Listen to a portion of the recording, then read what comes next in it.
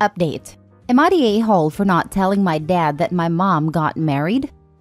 Original post. My 17 female parents got divorced when I was 12 because my dad had a 2-year-long affair with mom's best friend. It was really shameful because mom's best friend was with her since they were 3. My mom had been pressured by dad's family that she forgives him, but instead, mom decided to divorce him. A lot of the family members actually stopped talking to my mom because of this, and some of her friends also took her BFF's side. For this reason, mom was very devastated. Over the years, she has been to 2 different therapists for the trauma she had. As for my dad, he dated my mom's best friend for a while before they broke up. That is when my dad realized he loved mom and tried everything to get her back. But my mom was stubborn and shut him off, and he was still on and off with Sylvia, mom's best friend. I had to be in this mess, especially with my dad who would always try to guilt trip me into convincing mom into getting back with him. I've heard from him things like, "I wish we were a family together. It was just a mistake. I'm willing to do anything to make amends. I want us to be a family again, but your mom doesn't want to." I had enough of it. So when I turned 15, I decided to stay with mom and only visit dad on weekends because I cannot handle his constant nagging. Also, because during that time, my mom started dating Jack, who was the father of my classmate. My dad found out and started asking questions after questions about Jack. He wanted me to spy on Jack, but I had enough of it, so I strictly told him if he doesn't stop this nonsense, I would cut him off completely. A few months ago, my mom announced that she will be marrying Jack within a few days. They got engaged that day and only wanted a small ceremony with just few family members. It was a small gathering of only 15 people, just me and Jack's son along with some close family and friends. The wedding happened in Jack's backyard. They had photographer too, but my mom only recently posted the pictures after coming back from her honeymoon. My dad had no idea because mom didn't want him to know anything. She was afraid my dad would create some drama and cause a scene. I respected her wishes. Then my dad saw those photos and called me to confirm. I said yes, my mom got married a few months ago. My dad was angry. He called me a traitor and said I was an a-hole for keeping it away, that he has the right to know which man my mom was marrying. This was the last straw for me, and I told him to buzz off. He has lost all right over mom the moment he decided to stick his junk in Sylvia. That my mom knew he was an unhinged person, so I am glad she didn't tell him. I also told him to leave us the heck alone and hung up. My mom also got messages from him which I read. They were mostly of him accusing her of breaking up our family. Mind you, he is dating Sylvia again. Now, I hear from my cousins that my dad has started to act abnormal ever since, and I wonder if I went too far with it. Now for the top comments before reading the update. Hell no, you are the a-hole. Your father and his family are huge POS. Really? Really? They wanted your mom to stay with that trashy husband even though he's a disgusting husband? You were right. He lost any right on his former wife and his precious family the moment he cheated on her. Your mom had a really hard time overcoming the betrayal and divorce, and I'm glad she finally found someone worth it. Congratulations on your mom's wedding. Thanks. I am glad she found happiness on her own. I thought she might never date again, but Jack seems like a nice guy. I am still afraid what if it turns out like dad. That sounds like a reasonable thing to be afraid of, considering what you've been through. I'm concerned it might be impacting you too much though. Do you think it might be helpful to discuss that fear with a therapist? I think it might help. It probably would, but it won't prevent it, would it? I went to therapy for my own anxiety and fears, where a lot of it stemmed from my parents' relationships growing up. It's not about preventing it, but regaining control. I still have those thoughts, but they don't consume me anymore or incapacitate me. They used to control my decisions and how I formed relationships with people. Now I can rationalize through them and move past those anxieties. He's got no business involving his child in such things, and you're right to not give in to his demands. I think you already know that, but if you need to hear it, there it is. I don't know if it is right or wrong to let your ex-spouse know if you are getting married. I don't know the protocol. I just respected what my mom asked me to do since she didn't want many people to know about the wedding. You did the right thing. The only valid reason for him to care would be knowing who is around his child. That would be his job to ask her directly, and clearly that is not why he cares. He shouldn't be asking you to report on her personal life. Now for the update. So something weird has happened. A few days ago, Sylvia came to my mom's house. I was there. She was shouting at mom and said that she's stealing her man, my dad, away from her. She literally said, "You already had your fun with him. Why can't you just leave him alone?" My mom just told her to get lost. But then Sylvia went on a rant about how much better she is than my mom, and even threatened that she would sleep with her new husband as well. My mom told her if that ever happens, she will be doing her a favor by taking the trash out, and she trusts Jack would never hurt her. Mom then threatened to call the police on Sylvia that eventually made her leave the property. As much as I hate the drama, I must say watching that wretched woman have a meltdown because my dad was still hung up on my mom is precious. Apparently, Dad dumped Sylvia again in hopes that Mom would see that he is dedicated to win her back. Who knows how long that will last. My dad also got into a fight with a random person in a bar because he was drunk. I guess he is still coping with the feeling that Mom is not going to be with him anymore. Thank God the guy didn't press charges. I had a heart-to-heart conversation with him. At least I tried to. I asked him if he is so in love with Mom, why did he cheat? And his answers were illogical. He said that as a man, it is hard to control the urges. At that time, Sylvia was flirting with him and he took a shot. He thought it would only be once and then he will dump her. But it went on for a long time. He said I won't understand it because I am not a man. A man can cheat but still love his wife and would die for his wife. He loves my mom, but he still has urges to be with other women. This conversation was going nowhere, so I didn't ask much. I just told him I hope his son-in-law doesn't treat me the way he treated my mom. He never gave me an answer to that. I still can't believe he would, to this day, think he's the victim. Anyways, I'm thinking about moving in with Mom permanently. I know Sylvia would come by his house now. Can anyone please help me understand what it means? Because I always thought you cheat because you do not love that person. Maybe I am wrong in some way. Cheaters make excuses. That's what he's doing. Anyone, man or woman, can keep it in their pants despite the temptations, if they decide to.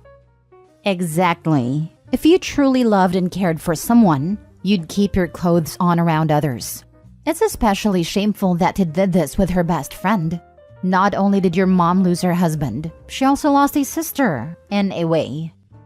Win her back? Dude, she's remarried. There's no coming back from that. Especially given the amount of toxic BS she's gotten since she dumped him. I hope this is the final stage of your dad's grief for this self-inflicted damage. I guess some people really feel that drama equals love and intensity. But your dad needs to get a clue that your mom isn't one of them. It was too late so many years ago, and I'm definitely Team Mom for valuing herself more than her wretched ex-husband did. Love, temptation, etc. People vary so much. I don't think we can make blanket statements. But I would say your dad loved the idea of himself that he proved wrong by his actions more than he loved your mom. I think it matters as complex as relationships that a person with this in their family history needs to talk to professionals to help sort it out and get to a healthy view of relationships, rather than listen to their toxic drama dad. If you don't, there will be lifelong effects. And I know this through experience. I especially don't get the win her back sentiment because he just openly admitted that even if he does get her back, he will still cheat on her. She has made it abundantly clear that that is a deal breaker, and somehow he thinks, even after all these years, that he can still be married to his ex-wife and have this side chick too. That Sylvia had always her eyes on him, and your dumb father failed on her trip because it was a huge ego boost. Thankfully, but unfortunately for him, your mother is a queen and threw him away when she found out of his affair. Something he never thought about. She moved on and found a better man. He can't handle that. The reason he went to Sylvia again is just because he is pathetic and can't stay alone. There are plenty men who are devoted and faithful to their wives, so his disgusting excuses can go to trash. Now both of them are facing karma. Your father by losing definitely your mother, and that woman never getting the man she is obsessed with. Last story. Am I the a-hole for not letting my ex take our daughter and move in with her new boyfriend? I don't even know where to start. My ex and I co-parent a wonderful 9-year-old daughter. I am not my daughter's biological father. I found out she was not mine when she was 3. I left my ex but stayed in the life of my daughter because I was already dad and the bio father was not interested. We share 50-50 custody and have been able to co-parent effectively other than the last year. About 18 months ago, my ex got mad at me for having concerns about issues when she was parenting. I won't go into detail, but our ability to co-parent broke down. She took me to court and tried to force a DNA test and have my name removed from the birth certificate to where my daughter basically wouldn't have a dad. My daughter was 7.5 years old at this time, and I've been dad since before she was born. So I got an attorney, and long story short, it did not go well for her. At all. The hearing officer was disgusted by what she was attempting to do, as my daughter knew me as dad and we had an extremely close relationship. I'm a good dad, and I was able to prove it. So I basically got to dictate the terms of the parenting plan. My child support was drastically lowered from what I was paying, and I was allowed to claim my daughter every other year for Texas. After the parenting plan was put in place, we patched things up and got into a good rhythm of co-parenting like we once had. There was no more threatening to keep my daughter from me, and my ex respected me as a co-parent a lot more because she is terrified of going back to court again. I have proof of her drinking and driving one time with my daughter in the car, with voice recording of her admitting it, as well as a few other issues that have happened since going to court. Fast forward to a couple months ago, my ex meets a guy and starts spending a lot of time with him. From what my daughter and ex tell me, he is a pretty legit guy. I have no reason to have an issue with him. I hear nothing but positive stuff about him from my daughter. Well, after dating about 8 weeks, my ex tells me that she's going to move into his house about 1.5 hours away with my daughter. This would involve uprooting her from everything she's known, moving her farther away from me and having her change schools to a much more inferior school. My ex has a terrible track record with guys and has been in several harmful relationships. One of the men beat her so bad that he was one of my state's most wanted fugitives for what he did to her. But this was all before my daughter was born. He's my daughter's biological father. I told my ex that because the relationship has only been going on for 8 weeks, she was free to move in with him, but my daughter would not be joining them, and we would have to rethink the custody arrangement to where I have primary physical if they moved forward. My ex became irate and told me that her boyfriend, who she is very much in love with, is threatening to leave her if they don't move in together because of the distance between them. That was another red flag, that the relationship is so fragile that this could cause a breakup. I'm terrified that my ex is going to get herself in a position where she lives with this guy, and there'd be violence or fighting and she can't escape, and my daughter would witness all of this. Because that's the history my ex has with relationships. Every other relationship other than ours has had violence in it. I told my ex that she would renew her lease and I will renew mine. And a year from now, if they're still together and happy, I would be willing to move to that city as well to make it all easy for everyone and our daughter. And I would not contest my daughter living there. Part of me feels like I'm being inappropriate and controlling by basically dictating my ex's relationship terms. But the other part of me feels like my concerns are legitimate, and that my daughter's life should not be uprooted for a relationship that is only 8 weeks old, in its infancy. I feel like I have a moral responsibility to kind of put guardrails on some of the decisions my ex makes when it affects my daughter, due to her terrible decisions in the past. I have sacrificed a lot in life to make sure my daughter has a stable life, and I've always made myself the most stable person around her. It's why we have such a close relationship.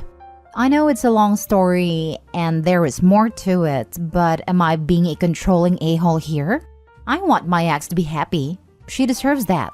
But I also have to watch out for my kiddo. I am using the threat of legal action to control my ex. That's a fact. And I'm not at all afraid to follow through with it. Not a-hole, and it sounds like you're the only parent who's putting your daughter's needs first. Keep doing that, because it's clear your ex isn't. She tries, and she certainly loves our daughter. But she just makes bad and selfish decisions sometimes. Does your custody agreement with your ex contain any geographical restrictions? Such as one of you can't move further away from the other more than X miles or the neighboring county? This is normal here in Texas. Also, because your ex is terrified of going back to court, you can always tell her you will take her back to court for the reasons you mentioned above. The custody agreement says our daughter must remain in the state we currently reside in.